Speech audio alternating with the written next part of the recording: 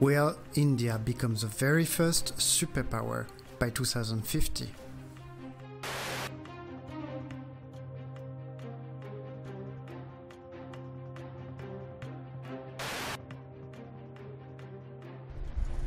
Today we focus on India, and we are going to see if the greatest democracy in the world could actually become the very first superpower by 2050. Welcome to Foreign Chronicles.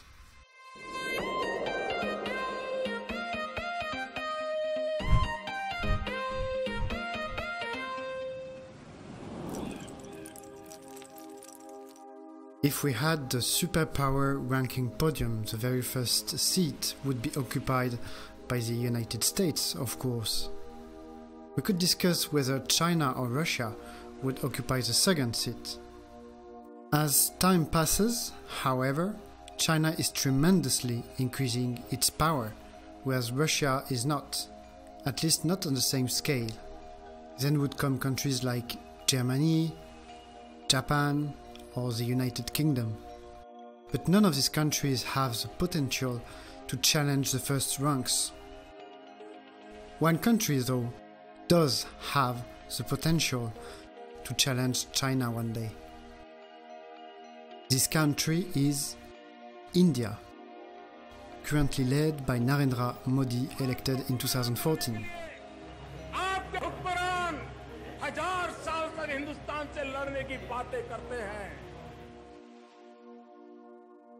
Let's start by putting the Indian GDP growth into perspective. The GDP growth of India is used to be under the GDP growth of China. Here is the GDP growth of India starting in the year 2000. Here is, in comparison, the GDP growth of China. So obviously the Chinese economy has been consistently developing faster than the Indian one. However, we see that from the year 2014, in terms of GDP growth, India is catching up.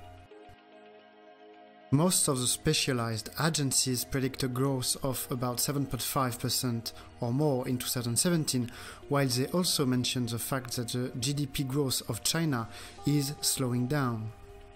The Chinese GDP growth is expected more around 6.5% in 2017 and should continue to slowly go down. In parallel with this GDP growth catching up, the Indian population weight is also catching up. In its 2012 World Population Prospect, the United Nations expect the population of India to surpass that of China by 2028.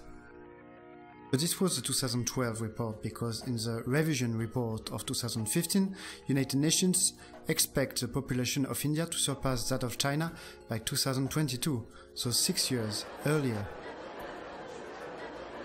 Thereafter, they say, India's population is projected to continue growing for several decades to 1.5 billion in 2030 and 1.7 million in 2050, while the population of China is expected to slightly decrease from 2030. So we are in front of a double effect. If the GDP growth rate of India keeps being higher than the GDP growth rate of China, and that at the same time the Indian population is increasing faster than the population of China, then India will actually catch up. In its report, The World in 2050, the international agency PricewaterhouseCoopers indicates that, thanks to its enormous population, India has the potential to become the second largest economy in the world by 2050. The impressive dynamism of India encourages some to make even more optimistic prognosis, despite a couple of punctual slowdowns. Here is the point of view of Adi Godrej, the chairman of an important Indian company called the Godrej Group. Now it's totally different. The future of India is tremendous. By 2050, India is expected to be the largest economy in the world, overtaking first America and then China. Right. So the young today are living in an era where they can look forward to tremendous progress, tremendous growth, We shouldn't be overly concerned by 1 or 2 bad years. That's a passing phase to my mind. But the young are living in a country that is going to be extremely important on the world scene. Right. So you're saying fundamentally... What makes a superpower the very first power in the world does not only rely on the weight of its economy. Other elements such as the country's cultural, technological, military or diplomatic influence are important elements to take into account in the equation. But what will, in the end, give you the means to develop your cultural, technological, military or diplomatic influence is your economy. And as far as India's increasingly huge demographic size is composed at 50% by people which age is below 25, India has the workforce necessary to its economic growth. Many factors can put a curb on India's development. The greatest democracy in the world, composed of hundreds of ethnic groups, speaking hundreds of languages, is going to be able to compete with the first world powers if it meets 2 major challenges. 1. Will India be able to develop an efficient infrastructure and energy policy? And 2. Will India be able to secure its stability? For about 1 year, we have been traveling in the tormented area of the Middle East, and we are going to continue on this. But this time, I wanted to change a bit and to go in another part of the world. This video is brought to you thanks to the help of some of you on Patreon. Your support is important to the channel, so you are welcome to visit the link. In the past years, India's need for primary energies has exploded. Between 1990 and 2013, so in 23 years, it has doubled. In 2015, it surpassed Russia to become the 3rd energy consumer in the world, after China and the United States. So, the need for energy is increasing at an impressive rate, and so does, of course, the need for an adequate electricity network. Without energy, no industries, and no chance to enter on the superpower podium. In India, on around 1.3 billion inhabitants, 300 million inhabitants do not have access to a proper electricity network. A network which is sometimes dysfunctional, like during the 2012 Indian blackout, which was the largest power outage in history. Nearly all of northern India was deprived of energy during 48 hours. So, the renovation but also the expansion of the electricity network is absolutely crucial for the Indian growth. And there is a big challenge here. More generally, it is improving infrastructures, but above all, developing industries, which is necessary. It's one of the major challenges of the economic policy of the government of Narendra Modi, elected in 2014. A government which developed the Make in India concept. Behind this concept is the idea that industries have to be developed thanks to the attraction of foreign investments. This idea emphasizes the fact that these investments have to be made in the concrete economy. The goal is not to get financial investments to improve the weight of Bombay Stock Exchange. It is to get direct investment in the real Indian economy, in the chemical industry, in the construction sector, in biotechnologies, and so on. 25 sectors are concerned. Behind all that is the idea that Indian jobs have to be impacted by such investments. The Make in India initiative's ultimate goal is to create jobs. For instance, the negotiations between France and India concerning the Rafale aircraft have been very difficult, partly because the Indian government wanted the aircraft to be assembled in India by Indian workers. So, the Make in India idea is to get foreign investment in order to develop industries, in order to create new jobs. 65% of the population of India is under the age of 35. This youthful energy is our greatest strength. We launched the Make in India campaign to create employment and self-employment opportunities for our youth. Despite its growth, unemployment in India is a serious social issue. Quite surprisingly, there is the risk that the economic growth increases this unemployment rate, because nearly half of the Indian population is dependent on agriculture. So, with the development of agricultural technologies, the labor force required in the fields is going to reduce significantly. This is why creating new jobs in other sectors is so important.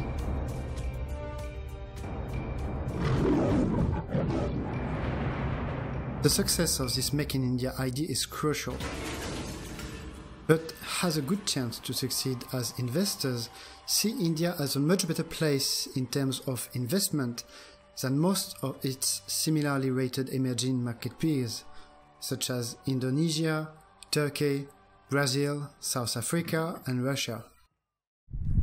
You can find more about this Make in India initiative in a video in two parts made by my friend Shirvan from Caspian Report. It's here. A third very important challenge to meet for India is the diversification of its energy mix.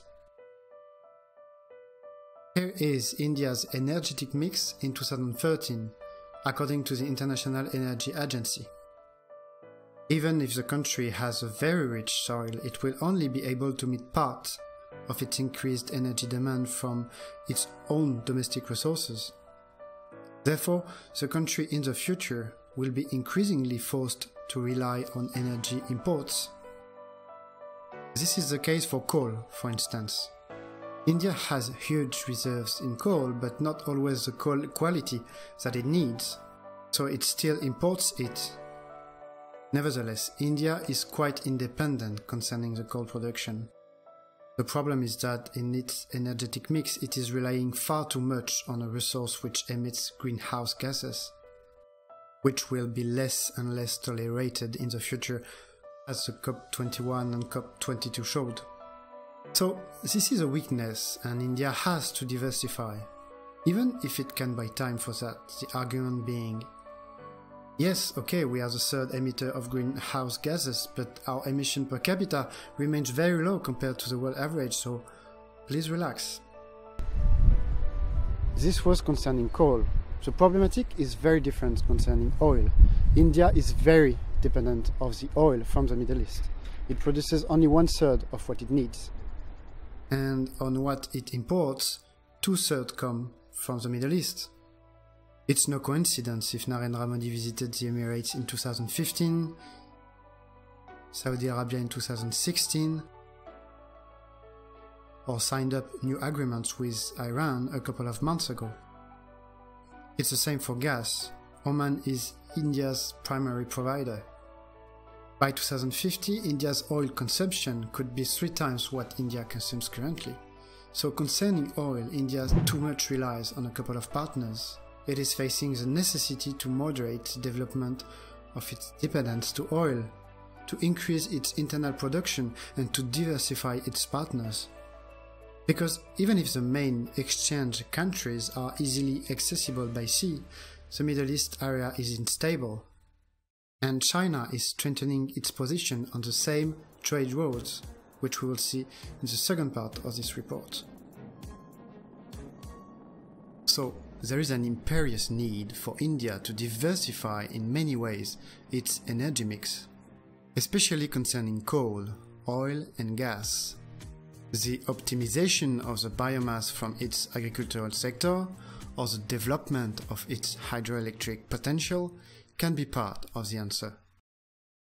The success of the Indian government's ambitious renewable energy program for 2022 can be too, as the successful completion of its partnership with Russia concerning the nuclear To accompany on the long term the impressive GDP growth that India is experiencing nowadays, the Indian government has to be very ingenious, as its financial capacities are limited.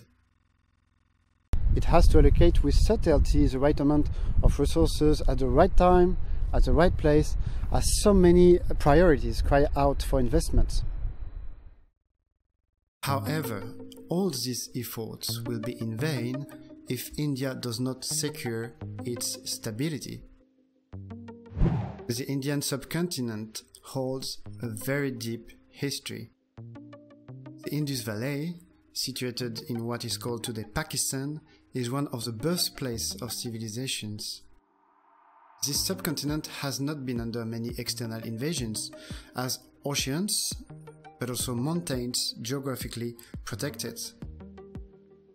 But within the subcontinent there are no mountains or other defining geography, which made it logistically really easy for dynasties to swiftly attack one another. Whatever period you watch in history shows territorial disputes within the subcontinent. And despite during the domination of the Maurya Empire, which by the way had a very interesting and singular emperor which was called Ashoka, very interesting man.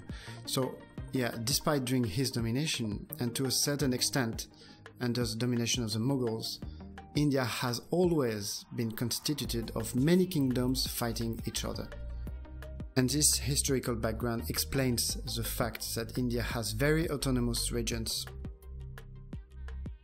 In 1947, Great Britain organizes the partition between Muslims and Hindus for the first time in centuries get back their independence. At the same time, they get back a newly united country, which they never had before. This is why currently India is composed of a relatively weak central government, which competes with the prerogatives of strong diverse states. And this creates tensions which the central government has to deal with if it wants to succeed in its national reforms, which is a big challenge. Nevertheless, Indians are patriots, and this helps the central government in its task. But the threat of clashes within India goes well beyond the potential clashes between the central government and the regions. Nearly 50% of the population is working in the sector of the agriculture, a sector which is evolving toward mechanization. So there is a huge number of workers likely to be jobless if the job creation rate doesn't follow. The huge size of the informal economy, the high level of corruption, the difficult access to water of some populations, the tremendous social inequalities, all these factors are internal and tend to put at risk the chance for India to pursue a long-term, sustainable growth. Because this might be the basis for internal confrontations. And keep in mind the fact that India is a nation composed of hundreds of ethnic groups, speaking hundreds of languages and with strong regional powers. So organizing and making the growth profitable for everybody is not an easy task. It's possible to put under silence inequalities, social demands and regional claims when the country has a strong economic growth. But when this economic development starts to slow down, then come internal conflicts which were before under silence. And this is what may face China. China has gone too far in the development of its industrial capacities. Its growth rate is slowing down. In order to sustain its economy, the Middle Kingdom is spending its foreign exchange reserve at a high rate, which is simply unsustainable. So China might face a hard time concerning its economic growth. If this happens, tensions in the country might likely rise. But this is only my opinion, but when you face hard times in a country, the easiest way to keep the people together is to find an exterior enemy. So when eventually internal tensions are going to rise in China, the Chinese government might be tempted to find an external enemy to increase tensions with neighbors and stuff like that. So India should try its best not to be the target. China and India cannot directly engage in a large-scale ground military conflict. The Sino-Indian War did occur in 1962 in the Ladakh region, where India and China are in direct contact. But combat took place in harsh mountain conditions at altitudes of over 4,000 meters, so the outcome was not that huge. As in the past, the Indian subcontinent is technically protected from exterior enemies by its mountains. For India, Ladakh is not to fear from a strategical point of view, but more as a potential tension point, as both armies directly face each other. So Ladakh should be watched carefully, as this might be the good place to increase tensions with India, if necessary. Area. Yeah. This is not your bloody area. This is not your area. No. This is not our area. This is our area. And you are doing recce, patrolling your area. The attitude of China toward its growing neighbor is everything but passive. China has been developing a very dynamic containment strategy against India. If China was trying to hide this containment strategy in the past, the Middle Kingdom is now developing it more and more openly. For instance, in its decision to object to India entering the nuclear supplier group, China has been opposing India's membership very openly. So China is quite obviously and quite openly now developing this containment strategy, signing huge contracts and developing strategic partnership with India's direct neighbors of the subcontinent.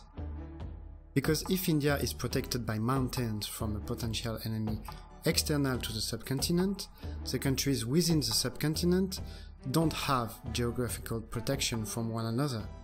China has signed up huge contracts with Pakistan concerning the Silk Road development.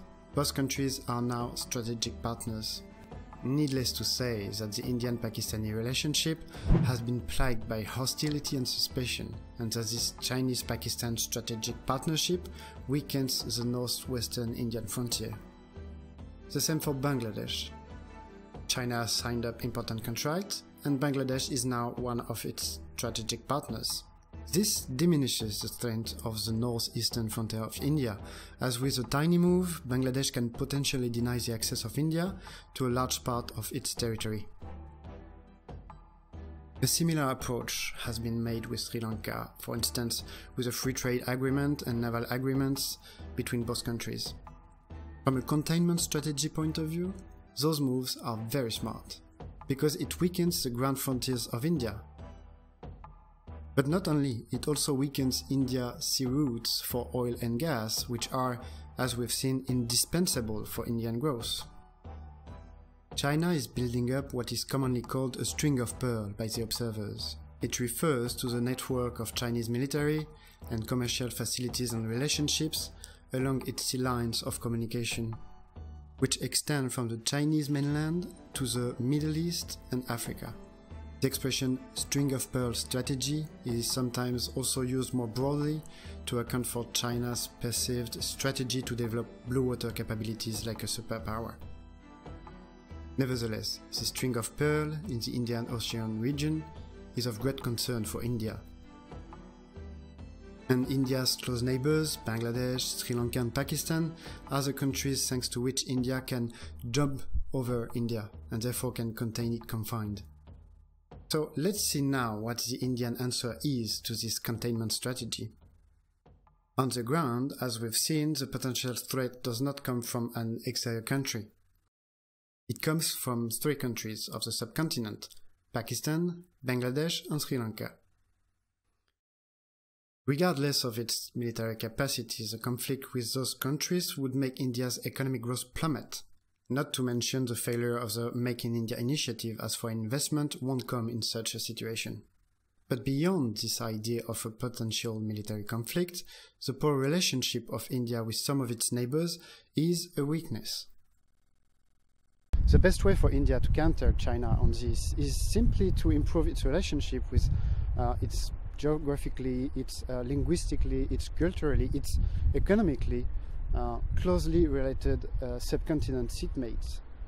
The Indian counter to the ground threats is called the Neighbourhood First policy. So let's check for each of those countries: Pakistan, Bangladesh and Sri Lanka.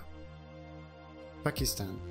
the relations between the two states have been defined by the violent partition of British India in 1947, the Kashmir conflict and the numerous military conflict fought between the two nations.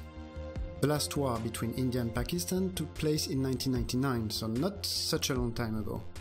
In December 2015, Prime Minister Narendra Modi made a brief and scheduled visit to Pakistan, becoming the first Indian Prime Minister to visit Pakistan since 2004. But despite those efforts, the relationship between the two countries has remained frigid. Bangladesh. As India was on the side of what is now Bangladesh during the independence war of 1971, their relationship has been quite good. But since 1975, the India-Bangladesh relationship is poisoned by the Farakka Dam built by India across the Ganges River. There is no proper agreement between the two countries concerning it. And since 1993, a big wall has been built to prevent immigration. According to Brad Adams, the executive director of Human Rights Watch Asia, the Indian border security forces have killed hundreds of people who wanted to cross since the wall has been built. More generally, the frontier between the two countries is usually very tense. But the relationship between the two countries is heading in the good direction. An agreement has been reached concerning the frontiers, and the visit of Narendra Modi in June 2015 provided the opportunity for the signature of important contracts. The relationship between the two countries is historically quite good, but it needed a warming up. In 2015, Modi's visit to Sri Lanka was the first standalone bilateral tour by an Indian Prime Minister since 1987. The countries are working on an economic and technological cooperation agreement, and a new visit of Narendra Modi is forecast this year. But Sri Lanka has made huge loans to China and has therefore little choice but to prioritize China's geopolitical interests. Bhutan and Nepal, by the way, are traditional allies for India, and Narendra Modi visited them as soon as he got elected. So India is actually improving its relations with its close neighbors. If it is a very difficult challenge to pacify its relationship with Pakistan, there is a real possibility of countering China through this way, with Bangladesh and Sri Lanka. We have seen that India was very dependent on foreign oil and gas, and China, through this string of pearls strategy, is entering the Indian backyard. So India has to answer, and India is entering to this through a very dynamic diplomacy. This is what the government itself calls the fast-track diplomacy. The first Indian answer is to strengthen its relationship with its oil and gas suppliers. As we said earlier, Narendra Modi visited the Emirates in 2015 and Saudi Arabia in 2016. Furthermore, a close relationship has been developed between the Indian leader and Ashraf Ghani, the Afghani president. Both leaders have signed up last May an agreement with Iran concerning the Chabahar port. This should increase trilateral trade, and it makes it easier for India to bypass Pakistan. The president of Maldives was welcomed in India in April 2016, strengthening the economic and military cooperation. Both countries now network their radars, and India can base helicopters in the country. During his visit to Bangladesh, I didn't mention the fact that Bangladesh granted India cargo ships permission to use Chittagong port. Thanks to this agreement, India plucked a pearl from the Chinese string. Add to this the fact that very close to the Malacca Strait, there are Andaman and Nicobar, which are part of Indian territory. That the Indian Navy's chief made a tour in Myanmar in November 2016 to consolidate and enhance the bilateral maritime relations between India and Myanmar. That Modi visited Vietnam in September 2016. For many reasons, including the fact that Vietnam remains in dispute with China over territorial issues in the South China Sea, Vietnam is favorable to India. So, even if China is quite efficiently developing its string of pearls, India, through a proactive diplomacy, remains the main actor in the Indian Ocean. We could have an objection to that, though, concerning military capacities. India has been the largest arms importer over the last decade. According to the Stockholm International Peace Research Institute, it's because India's arms industry has so far largely failed to produce competitive, designed weapons. So it's not because India is the largest arm importer that the modernization of its armed force is actually taking place. The Indian Air Force is struggling with obsolete fighter jets. Recently, it admitted that its fighter squadrons were currently 33, so much lower than the required 42 to ward off a joint threat from China and Pakistan.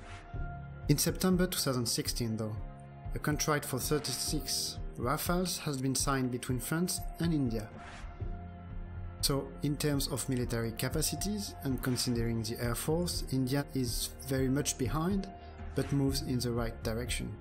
We could talk about nuclear deterrence capacities, about the submarine competition, about the efforts undertaken by India to get functional aircraft carriers, but in a nutshell, from the detailed figures that I could get, the Chinese naval fleet is around 4 times the size of the Indian naval fleet. It wouldn't be meaningful to make a direct comparison between the Chinese and Indian naval capacities, because India only needs a navy able to deter the Chinese one within the Indian Ocean, and the Indian Ocean is not that accessible for China. China has to face a current strategic alignment between Australia, Japan and India concerning the regional order. Many countries have territorial disputes with China. Malaysia, Indonesia, Philippines, Taiwan, Vietnam, all could potentially be involved in a future military conflict. There are also American bases in the area, and if we believe Donald Trump's declarations, the United States might keep increasing their military presence in the Pacific to counter China. China, China, China, China, China, China, China, China, China.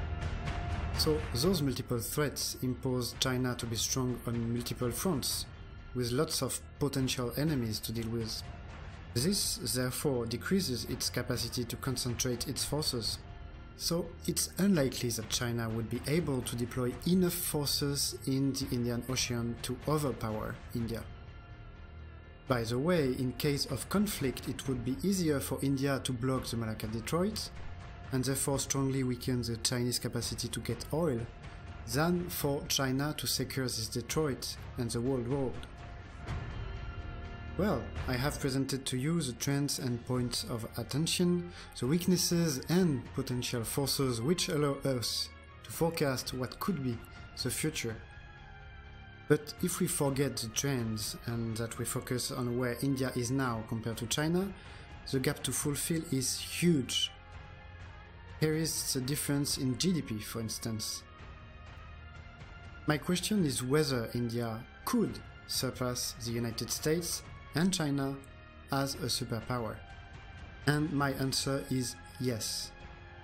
Not in 2050, there is not enough time, but in the decades following maybe.